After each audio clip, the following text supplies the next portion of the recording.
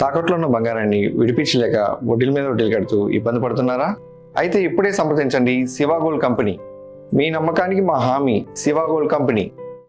బంగ్లాదేశ్లో మళ్లీ ఉద్రిక్తతలు చెలరేగాయి. శ్రీరాముడికి జరిగిన అవమానానికి నిరసనగా రాజధాని ఢాకా వీధులు జై శ్రీరామ్ నినాదాలతో మార్మోగాయి.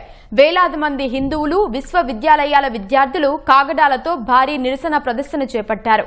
శ్రీరాముడిని అవమానించిన వారిపై 3 రోజుల్లో చర్యలు తీసుకోవాలని, లేకుంటే ఆందోళనలు ఉధృతం చేస్తామని ప్రభుత్వానికి అల్టిమేటం ఇచ్చారు.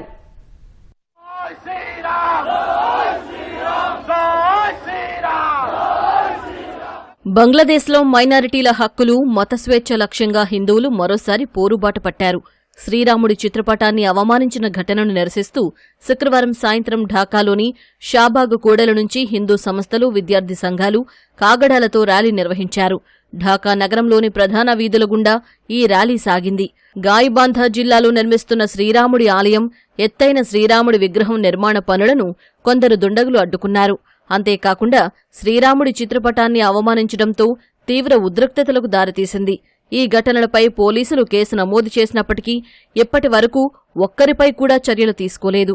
కనీసం అరెస్టు చేయకపోవడంపై హిందూ సమాజం తీవ్రంగా పరిగణించింది. నిందితులను పట్టుకోవడంలో ప్రభుత్వం ఉదాసీనంగా వ్యవహరిస్తోందని ఆరోపిస్తూ ఇప్పటికే మీడియా సమావేశాలు, మానవహారాలు నిర్వహించారు.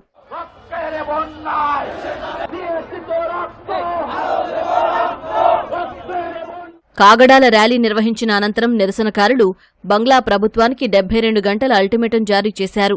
శ్రీరాముడిని అవమానించిన నిందితులను 3 రోజుల్లోగా అరెస్టు చేయాలని డిమాండ్ చేశారు.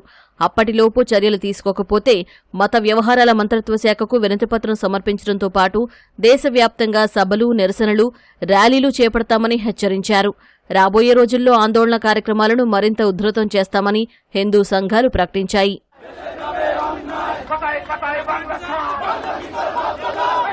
బంగ్లాదేశ్లో ప్రభుత్వం మారినప్పటికీ హిందువుల ఆలయాలపై దాడులు కొనసాగుతూనే ఉన్నాయి. తాజా ఘటనలపై తారిక్ రెహమాన్ సారథ్యంలోని ప్రభుత్వ స్పందనపై అందరి దృష్టి కేంద్రీకృతమైంది.